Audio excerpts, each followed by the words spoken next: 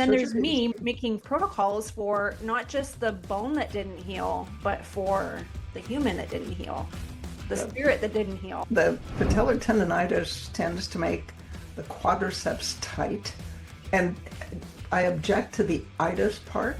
No, because it irritates me when someone's like, I'm just going to use this to write a protocol, or I've been using AI to write a protocol for this. And no. If it's a disc, it hurts in between the shoulder blades when you bend your head forward. If it's a facet, it hurts in between the shoulder blades when you tip your head back. If something is inhibited, why is it inhibited?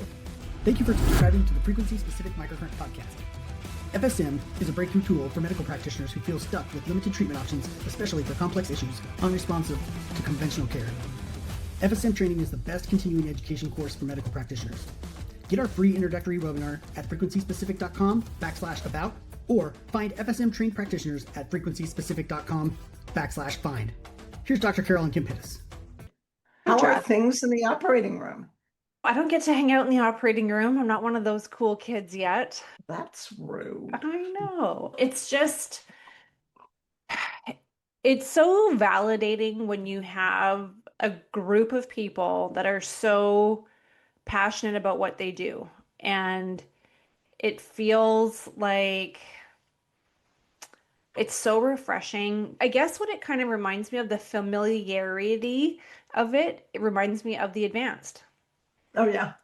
And coming to a group of people that all have so much passion for what they do and for helping others, and for helping others in a way that is so unique and specific, yet so comprehensive. And it's a team. I've been in enough operating rooms in the past that there is it's almost like watching a ballet. yeah. They all know the roles. It's efficient, it's coordinated, it's skillful, it's focused, it's passionate. Each one has a different role. Yeah.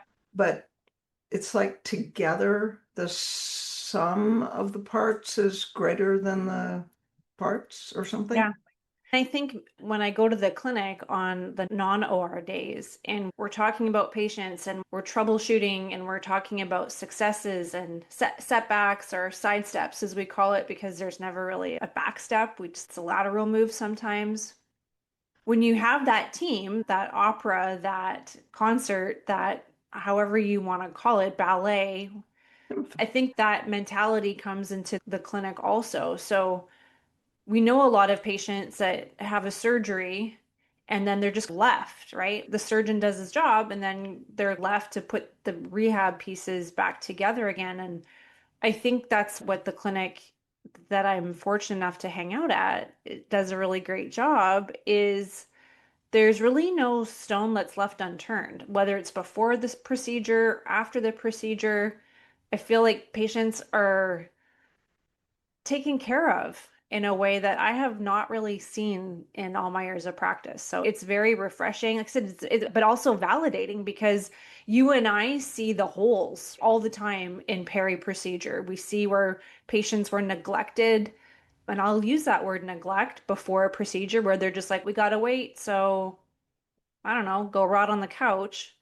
And then we see what happens after the procedure when they have pain and inflammation and they can't do things that they enjoy.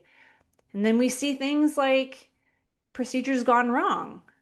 And sometimes Dr. Massey is there for a second or a third opinion, or he's being consulted about something that another surgeon did that he might have to fix or redo or something.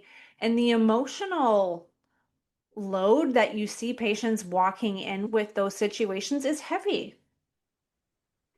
Yeah. And then there's me making protocols for not just the bone that didn't heal, but for the human that didn't heal, the spirit that didn't heal. Emotion. Yeah. Yeah.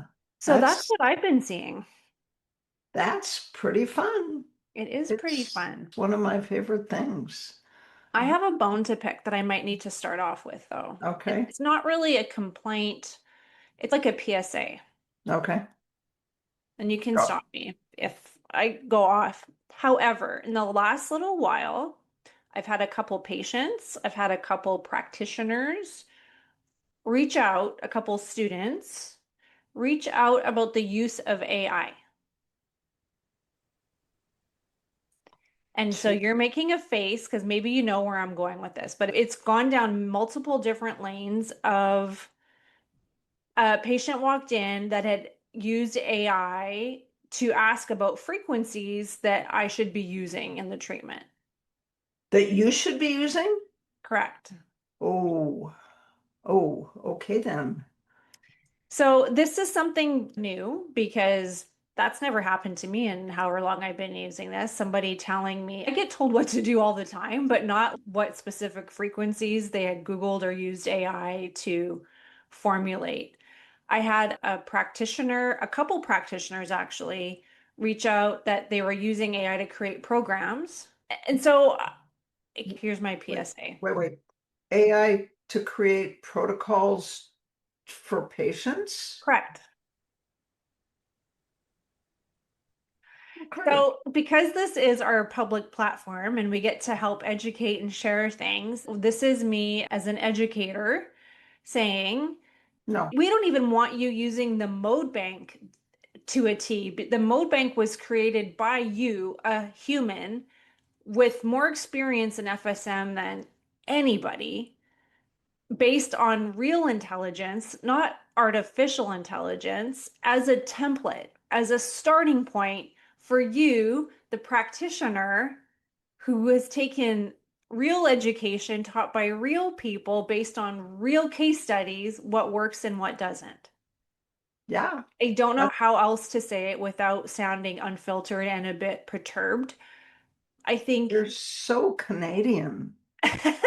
Oh my goodness. No, because it irritates me when someone's like, I'm just going to use this to write a protocol, or I've been using AI to write a protocol for this. And no, My mouth is open because AI knows about FSM because it has access to all of our published papers. It has access to the frequency lists that were put on the internet by certain people who took the class and then decided that they should publish the list of frequencies without any direction, without any precautions, without any guidance, no information other than this frequency is available to do X. yeah, And so it takes me to Jillian's first question. no, ACL post-op from November has patellar tendonitis and the quad is not firing. yeah, CNS reset and restore the last two visits and it's still not coming online. Jillian, no offense, but if it hasn't come online in 10 or 15 minutes, that's not the right perspective strategy. Yeah. The first thing that occurs to me is patellar tendonitis is patellar tendinopathy. And when they do an ACL, they have to open the joint to get at the ACL. And they've done something rude to one of the hamstrings to use that as part of the graft. Patellar tendon has been torn and broken. It's stretched. And then the hamstring has trauma. if they use the hamstring as a graft, I'll let you finish and then I'll jump. Whatever. Yeah. But patellar tendonitis is patellar tendinosis is 124 and 77 and 40 and it's torn and broken in the patellar tendon. Yeah. And then there's a giant bursa and then there's the cartilage on the back of the patella. So you're treating it as if it's a central problem. And the central part is what you do last. First, you have to fix the alley that CNS is trying to protect. When I think of November, so we have December, January, February, March, April, May, June, July. We're now 8 months post-op. They did a patellar Scarring. graft. And so that's what she just wrote, because sometimes we do a biceps or we do a hamstring graft, and sometimes we do a patellar graft. Sounds like they did a patellar graft there too. But with 8 months, when things aren't firing, there could be a lot still going on. So 8 months, yeah, we're not thinking about something super acute anymore. So CNS reset for sure. You can go back to that in little doses, but nothing is going to fire if there's still that narrative that there's still trauma or there's still healing that has to go on. And so the tendinitis, I agree, isn't it really tendinitis? Is it more of a tendinopathy from scarring from the surgery? So you could still run a lot of the scarring for after 8 months, something could be still stuck in there. So torn and broken, trauma, scarring. You find out what to use by feeling Yeah. what happens to the tissue if you run torn and broken and nothing happens, and you run inflammation on the bursa and nothing happens, then you can try scarring in the bursa. Yep. And then with the knee, there's a spider web of nerves that go around the knee. And when they open up the knee, those nerves can get insulted. And also, so the tendon, I think when we hear tendinitis, we think of running inflammation on the tendon. To your point, it's also the bursa that gets involved, because this is now a post-operative case, detective work that you're doing.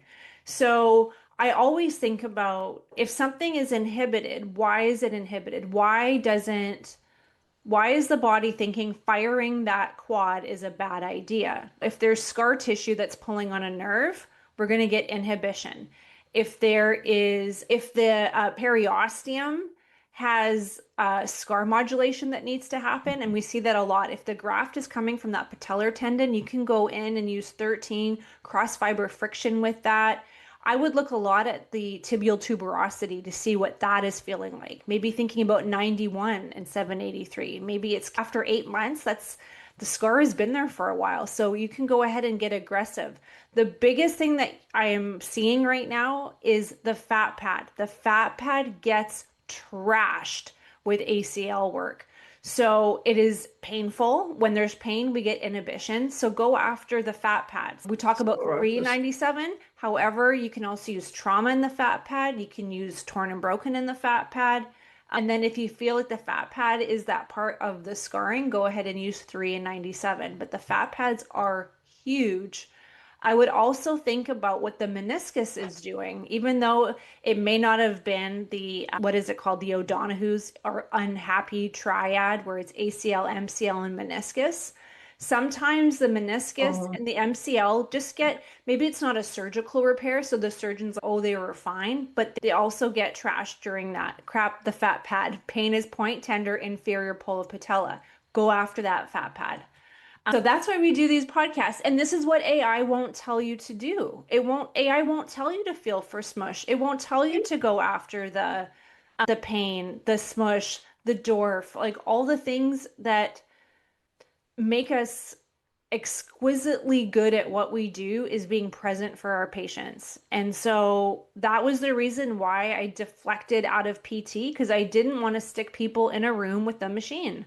I wanted the connection with people, and I get to do that. And I want everybody to get to do that and not run to a formula, an algorithm. There's enough of that in the world right now. What we need is connection with people. So the hill I will die on. Yeah. And back to AI, what the best diagnostic is in between your ears. Yeah. AI can't tell you anything. I was going to use another adverb for any noun, something, but we're being polite today. Keeping it Canadian today. It is Canada Day, actually. So is today Canadian Day? It is Canadian Day today. Oh, cool. Happy. Yeah. I didn't even think about it until just now. So yeah, Jillian, going after the fat pad, you can treat the fat pad with all the things that we do with connective tissue. You can also do vitality of the adipose after. It works really well. Same with increased secretions. And then you can go back and hit the reboot protocols or the central nervous system. You could probably spend some time with 40 and 89 as well, because this has been there now for 8 months. And then going back, Jillian, I know you are a sports course attendee, doing those protocols that we do at the Sports Advance at the end. But I think you have a little bit of work to do still with the tissue, because if there's still pathology in the tissue, that wipe and load and reboot isn't probably going to give you as much as you want. The other thing, not FSM related, just anecdotally, what I see a ton in practice is sometimes those counter strain bands can be very helpful. So you're just changing the attachment, the pressure on the attachment.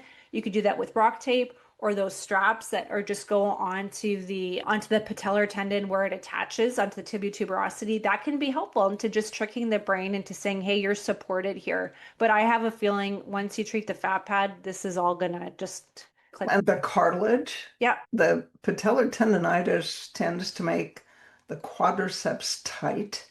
And I object to the itis part Yeah. because the immune system is not involved. When when any tendon is torn and broken, the genes in the cell begin to express the genes so that the tenocyte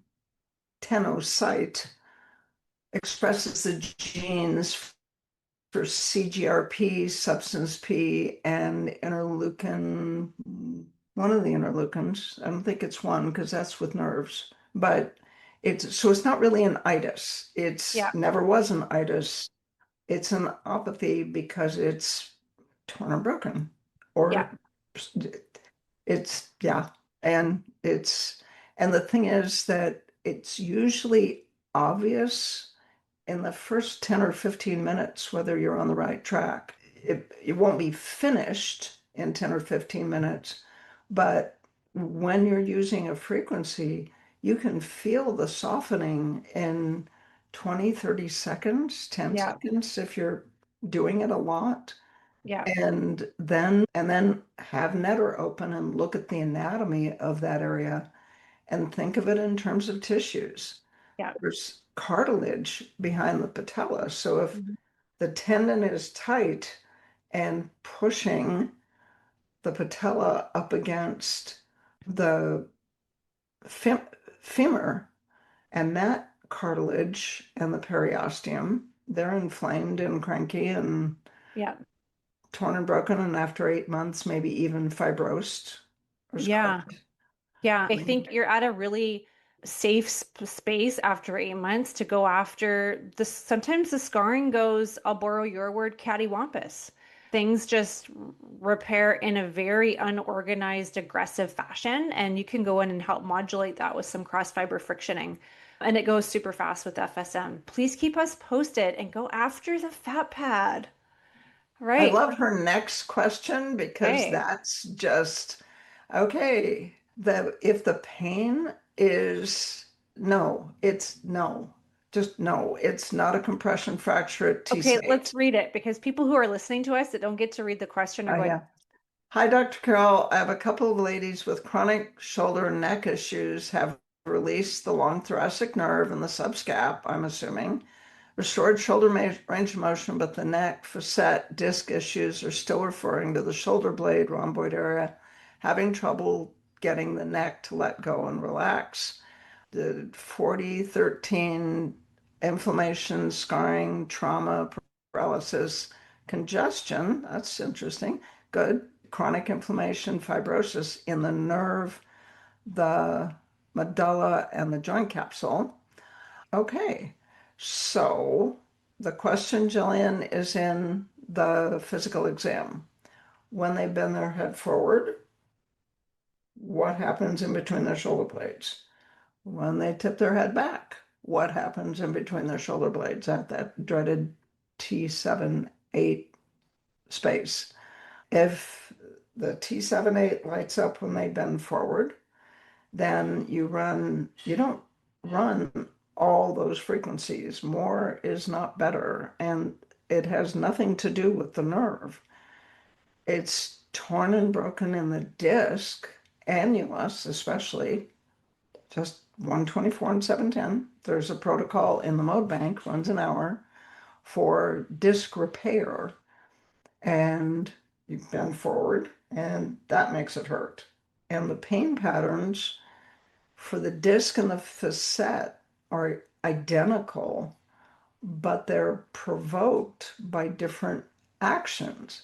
So if it's a disc, it hurts in between the shoulder blades when you bend your head forward. If it's a facet, it hurts in between the shoulder blades when you tip your head back. So disc repair, and also in the mode bank, facet repair. So if it's a facet, go for the cartilage. Cartilage is and the periosteum are big pain generators. Stretching and extension. Stretching. Why would anybody stretch? Okay, can we have the stretching talk? Extension limited, but not painful. Disc programs, facet programs, no changes. Are you running acute disc, chronic disc? Flexion. Oh, flexion. They just feel a stretch. They feel a stretch. And does the stretch that they feel it down at T7, or do they feel it in the back of their neck?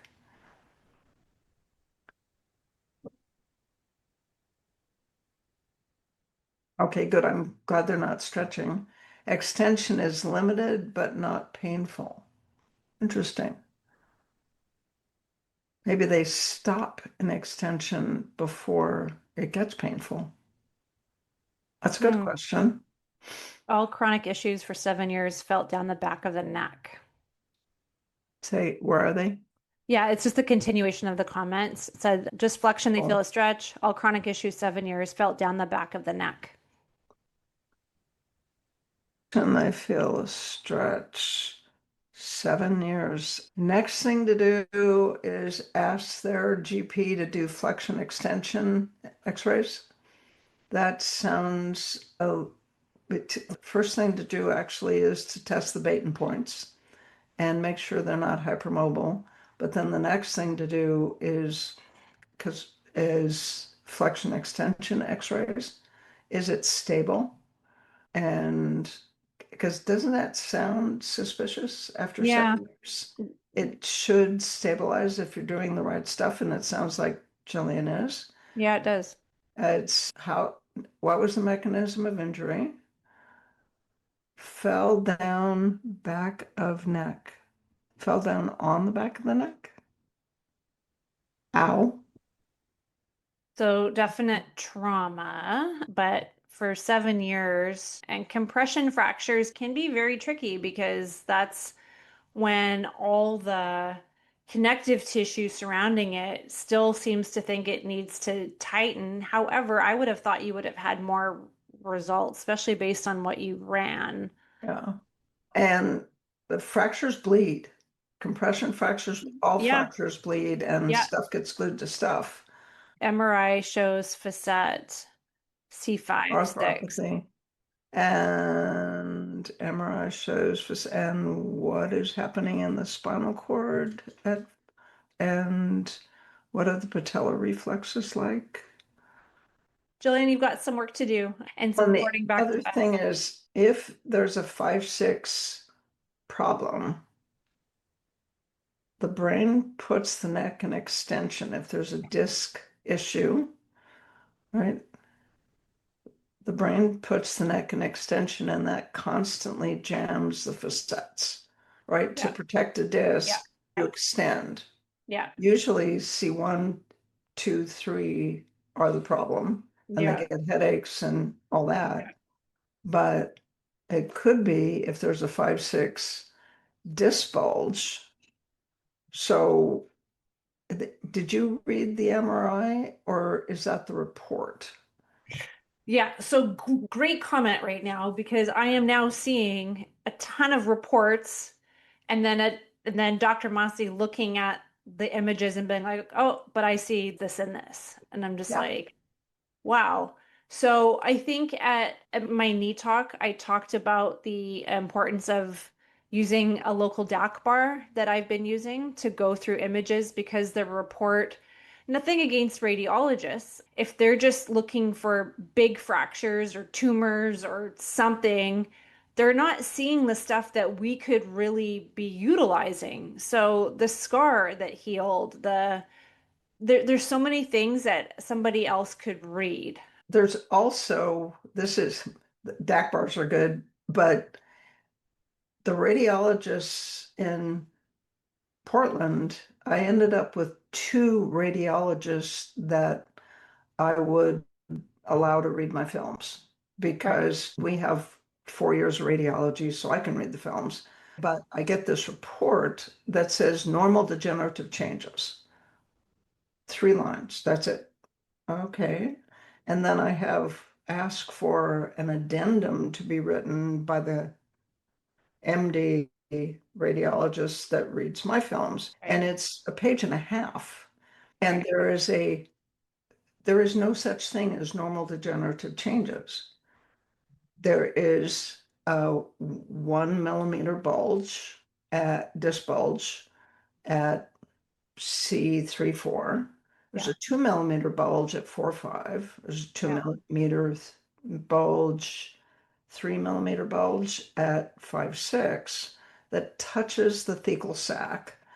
And that is usually thought of as, since it's not herniated, they don't think of it as a pain generator. But if you remember the core, and I show a picture, there is a 3 millimeter bulge, and that little white dot there, that is a contained herniation. The annulus is intact, but there's a little piece of the nucleus just right next to it, and it's very inflammatory. Yeah. So the disc annulus, now the radiologist would ignore it because it's not surgical and it's not herniated. It's a normal degenerative change in Yeah. his world, but it's a 3 millimeter bulge in Dan Kokarnik's world. And then if you look at the film yourself, sagittal views are easier to read. You look at the film yourself, you can see the dark line that's the annulus and the little white dot. That is an inflammatory disc, and that will refer, because the annulus is stretched, that will refer in between the shoulder blades at about the 6-7, T6-7 level. And in order to protect that disc bulge, the patient walks around with their neck like this. It's an extension, and they've had it for a long time. And that's why they have facet arthropathy. It just means arthritis in extension. So the patient has both discs and facets at that level. And I know PTs don't think they can read films because you haven't been trained to read films. But I'm here to tell you, if you get a sagittal view on, I think it's T1 is easier to read. You get the sagittal view, a checker at Safeway can see that the back of the vertebra is here, and this little bulge goes past the back of the vertebra. Hence, it is not where it belongs. It should stop at that little flat place, and instead you have a little roundy place thing. So Yeah. go for it. Go for it. Always believe the physical exam, Jill. And Yeah. yeah. And I would get flexion extension x-rays.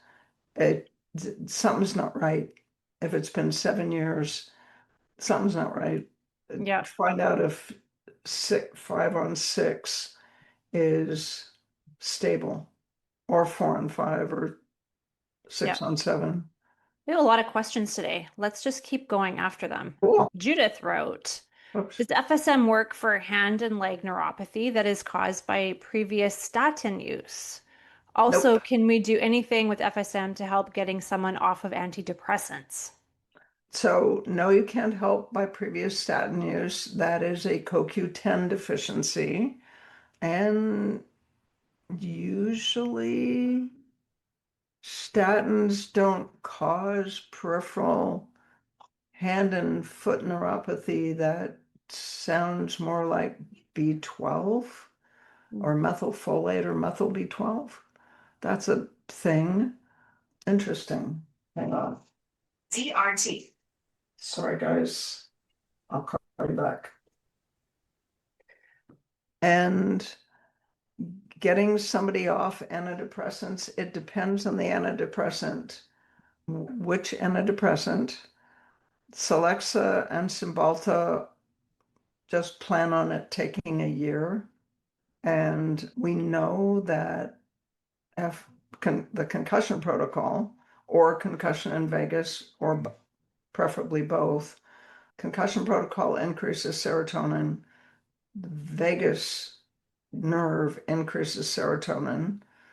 As long as it's not Cymbalta and Celexa, which affect norepinephrine, yes, that would help. If it's statins, you want to use fairly massive doses of CoQ10, like 400 milligrams a day for 2 or 3 months. And then I would also go after methylfolate and methyl B12. Okay. Effexor, yeah, nope. Effexor is my other least favorite. Cymbalta, Celexa, and Effexor.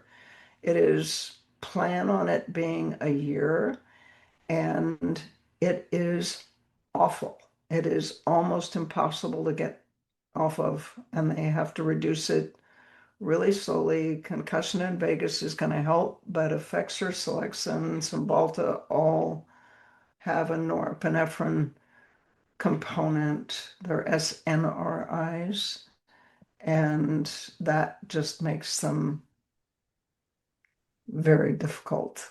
The next one seems a little bit easier. Does FSM for carpal tunnel symptoms help? Yes, but I'm living proof that you have to actually run it instead of looking at it and saying, I really should run that and treat it 3 times a week for a couple of weeks and then it'll get better. Instead, I put ketoprofen and lidocaine on my wrists. I wear carpal tunnel braces at night. And if my hand lights up anyway, I have 40 and 396, just inflammation in the nerve alternating. And I put one puck at my neck and the other puck on my hand, or I put both pucks on my hands, if it's both hands, and just run 40 and 396. But if you look at the slide that's about how carpal tunnel works, it's not actually about the nerve. It's because I spend my life doing this and irritating the tendons and the bursa at the wrist, causing compression at the retinaculum. And I could treat it, I just don't. And we're our worst billboard sometimes for things. Somebody was asking me about how much I run the anti-aging protocol because my skin looks so good. And I'm like, I've never ran it, not one time. And they're like, what? I'm like, that requires lying down with something on my face, in which I just do not do. I treat myself when I'm in pain. And so the carpal tunnel, one piece of tissue I think you can go after too is the fascia. The fascia gets constricted, so that you could do a lot of work in the belly of the forearm as well. Like you said, sometimes it's like that Wolf's Law, everything in the forearm and the extensors and the flexors are tight, and that keeps that congestion and compression in the retinaculum and the tendons. So do you really good or get some good manual therapy on the forearm as well, and you can get lymphatic drainage. It does require work though, like a lot of things, unfortunately. The best carpal tunnel story I have is the janitor that came in with 8 pounds of grip strength in his left hand and 18 pounds in his right hand. Yeah. And I told him, this hand is surgical, this hand is iffy, and sent him to the orthopedic surgeon. And the surgeon said, I can't see you for 4 weeks anyway, and I hate doing carpal tunnel surgery. Go back to Carol, go off of work, do these wrist stretches, Yeah. and wear these cock-up braces and take B6 for 4 weeks. Yeah. And in 4 weeks, so I saw him 3 times a week, and I did the protocol that's in the slide. And in 4 weeks, he had 100 pounds of grip strength in the left hand and 110 in his right. Wow. So it can be done.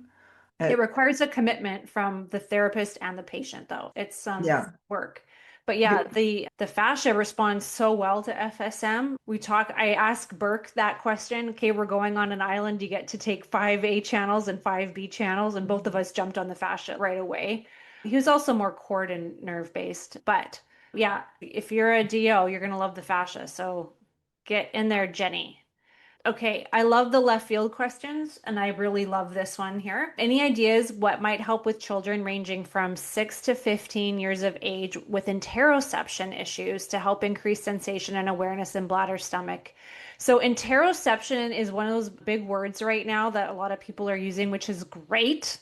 Interoception is our ability to sense what's going on inside our body, and it's got two faces. Some of it is just feeling our bladder, our stomach, our heart, but some of it is also feeling like the emotion that is attached to that. And so UCLA is actually doing some work with interoception. There's a study, I might have to look it up really quick, that could help you. But I always default these cases to therapist friends of mine that do work with like cognitive behavioral stuff that can help. Let me look up this, but I don't know if there's frequencies. The thing about sensation in the bladder, the stomach, sensation every place from here down is vagal. So Right. yes, That was my we can do first that. thing, is get the vagus under control. So I'm just Googling this really quickly. UCLA Mindful Awareness Research Center. So they offer guided body scan meditations that focus on turning into internal physical sensations. So that's what it's called, the UCLA Mindful Awareness Research Center. They might have some tidbits too, but get that vagus on. I was going to say that vagus, and specifically the bladder, sensation to the bladder is L3 nerve root Yeah. from the spine, but the vagus is in charge of sensory awareness for everything from here down to the pubic bone. So that's first place I would head. Yeah. Really. And then do meditations. Yeah. Jenny says a lot of pelvic pain and coccydynia patients who hate pelvic floor PT. So FSM interests me. Yes. Do you think? I know pelvic floor PT can be very helpful. I've also seen it do more harm than good. It's invasive and it's scary and it's Hurts. And Can hurt. so talking about the opposite of interoception, that's like interoception on moving the needle to the other, where they're getting manipulated in areas that the body's just like nothing should be there. And so I've found a lot of patients, I'm not an expert with visceral work, I will refer that, but the PTs that do really good visceral work and FSM, magic. It feels safer. It feels, again, that's our word that we keep going back to for the last couple of years, is safe. There another comment. Hang on 1 second. The other thing is remembering that coccydynia, unless the patient has actually had trauma specifically to the coccyx, you have to look at mechanism of injury. Yeah. Because the L5S1 disc annulus, the way that 5-6 refers in between the shoulder blades, the L5S1 disc annulus refers to the coccyx. That's the first thing. So take a history, and unless they've fallen directly on the coccyx, you're a lot more likely to be dealing with an L5S1 disc. That's a good point. And Some the other people are thing is, self-diagnosed. Yeah. the other thing is, think about the dura. It goes from the foramen magnum down the spine, and it attaches to the coccyx. So if the dura is adhered from something that happened further up at the spine, or you might want to do the Baton points, check the patient for hypermobility, and think about the possibility of a tethered cord. If the cord is adhered at T10-11, Yeah. it's going to pull down from the top, but it's also going to pull up from the bottom. And the it all depends on the mechanism of injury and what else is going on. The pelvic pain and coccydynia. So the pelvic pain, I would totally be chasing mechanism of injury. They had just written dura to phyllis terminale of the coccyx connection. Aha. Birth trauma, falls, car accidents. The code has been broken lately. Yes. Outstanding history. The trauma that happens for sure is what I would always be, or the mechanism of action, chasing the trauma, or if something was actually just doctor Googled, and patients will have pain in the coccyx or on the tailbone thinking they just have coccydynia, and you're right, it's referred pain. So I'll never just take what they tell you. That's where your physical exam comes into place, and really dissecting the trauma. And so dura is such an important frequency as well. So scarring and adhesions in the dura can be huge, releasing that whole pathway of pain. And the arachnoid. That's turned out to be, that's huge. That's been a big one in the last year, I would say. How did I ran into the arachnoid? Oh, when I was in London, somebody was talking about Perrin is talking about flushing the spinal fluid, the CSF, during deep sleep, and how the mobilization and manipulation and lymphatic drainage. And that sounds awfully complicated. Why don't you just run scarring in the arachnoid and congestion in the dura from the neck to the coccyx? And okay, you do you. He's got a book this big, and then for me, would be like half a page. Just run this and do that and see what happens. There's a lot of people will say to me, oh my gosh, FSM seems so complicated. There's so many options. There's this. And I said, but to me, FSM can really simplify things. Absolutely. And the jigsaw, you see all the puzzles in this room, the jigsaw person in me, that's how I'm seeing the body. Yes, there's little pieces that we have to make sure fit together, but you're always looking at the whole and then coming back to a part, and the whole and coming back to a part. And if I do this part, how does it affect this part? And everything is connected to everything.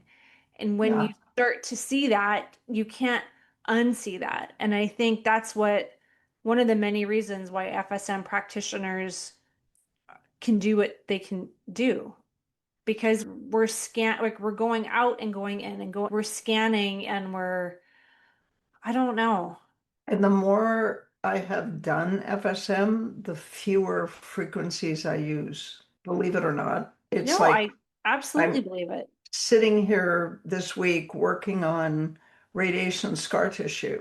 Yeah. And he has an epiglottis that doesn't work, and the radiation was mostly on the right side. His right vocal cord was paralyzed.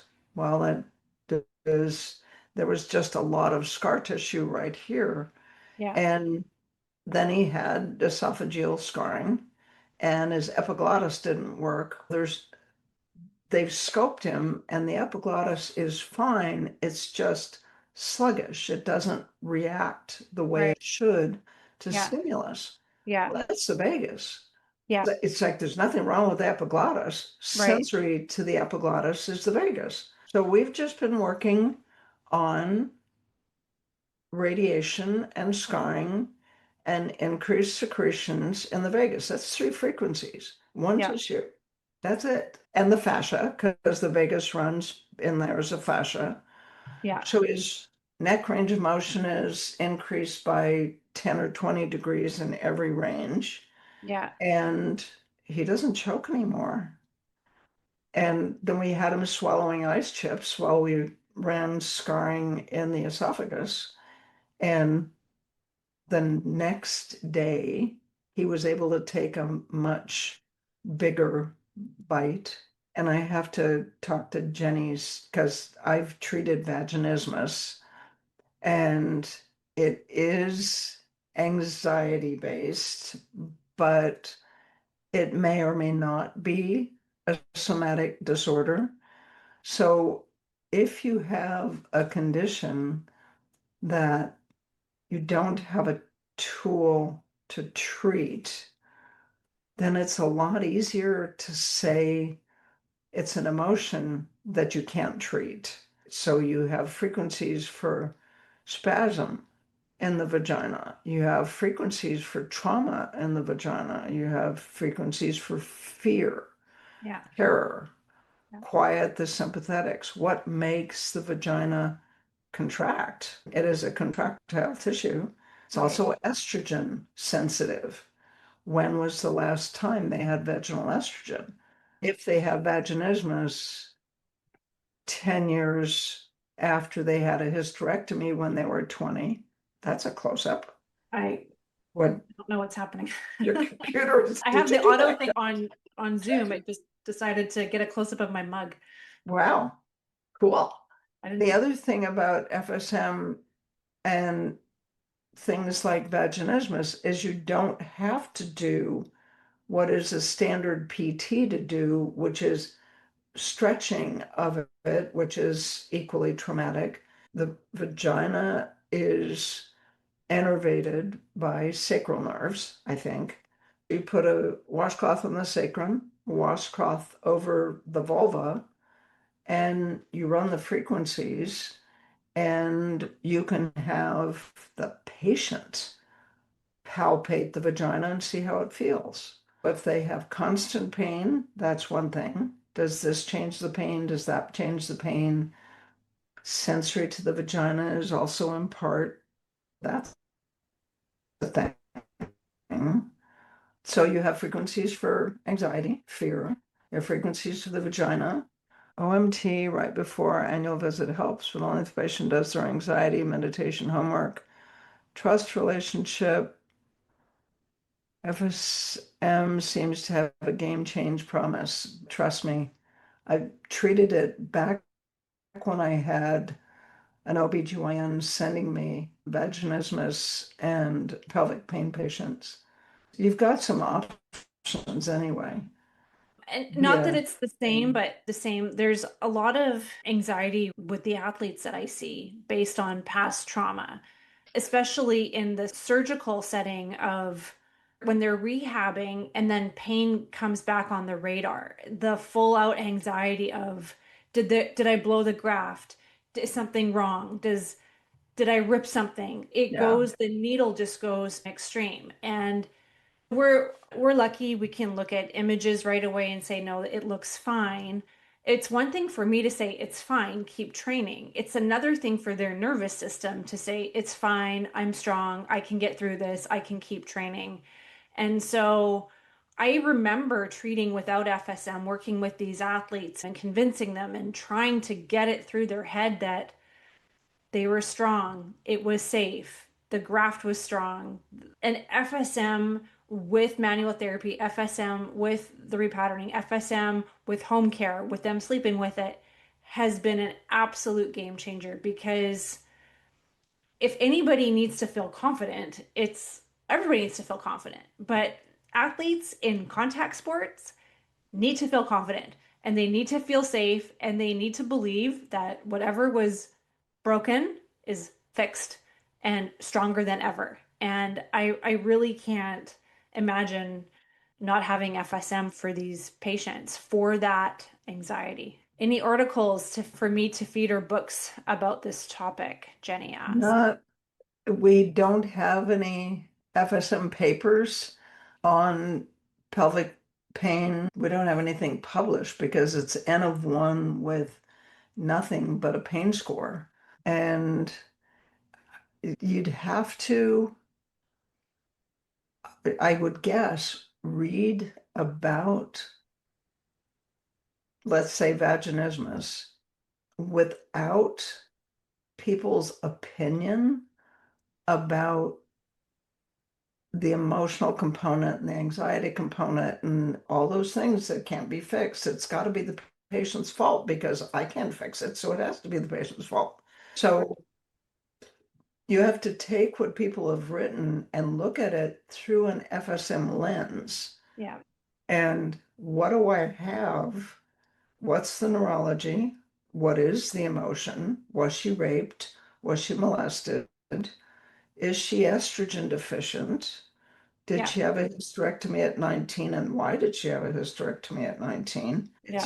It's always in the history and the physical exam. Yeah. So it's a good question, but read what you can find on the topic and then look at it through an FSM lens, I would say.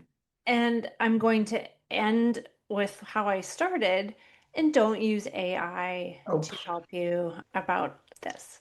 And one more thing to just talk about AI briefly is you cannot use AI to make your waivers for your clinic, because AI will take random pieces of legal advice from every different state and pretend that it is in the city in which you live, and it is wrong. I have so many attorney patients, and they tell me all the time how they just laugh at these documents that clients are bringing in saying, oh, I don't need you because I just pulled this off. The AI just made this, ChatGPT made this. AI is great for so many things. Trust me, it is. I get it to proofread things, and it's simplified thoughts for me, and it makes me a schedule, but it can't treat your patients, and it will not bail you out of legal trouble. True.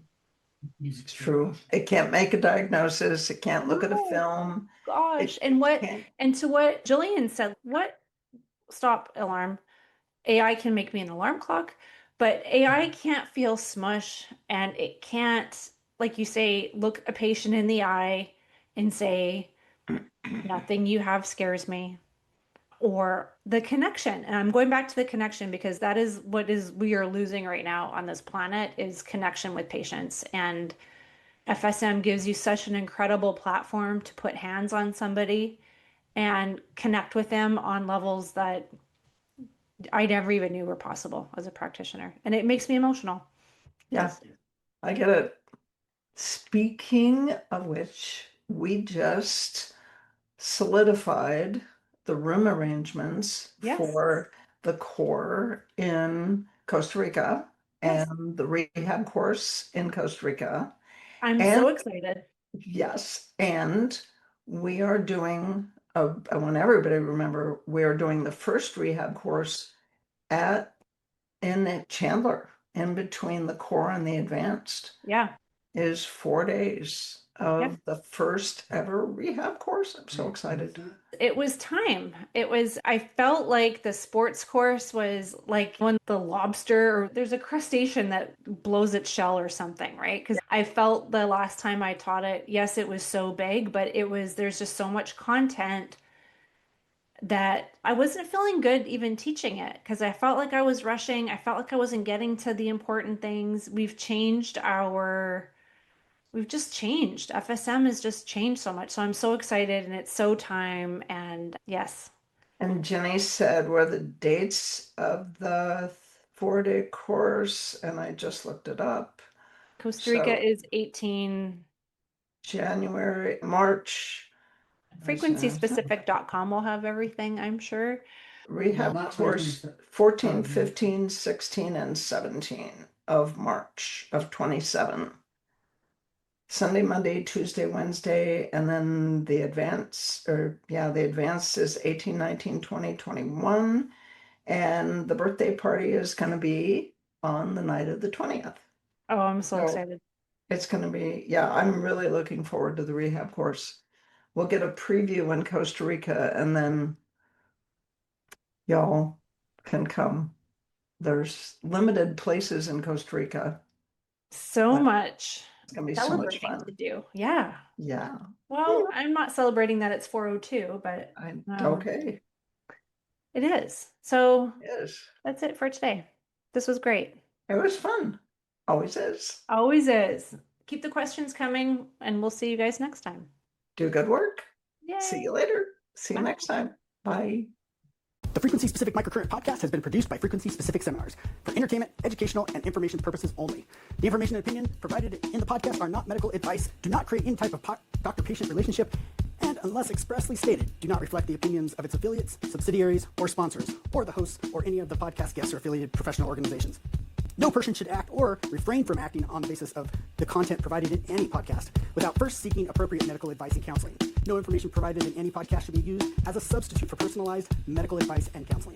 FSS expressly disclaims any and all liability relating to any actions taken or not taken based on or any contents of this podcast.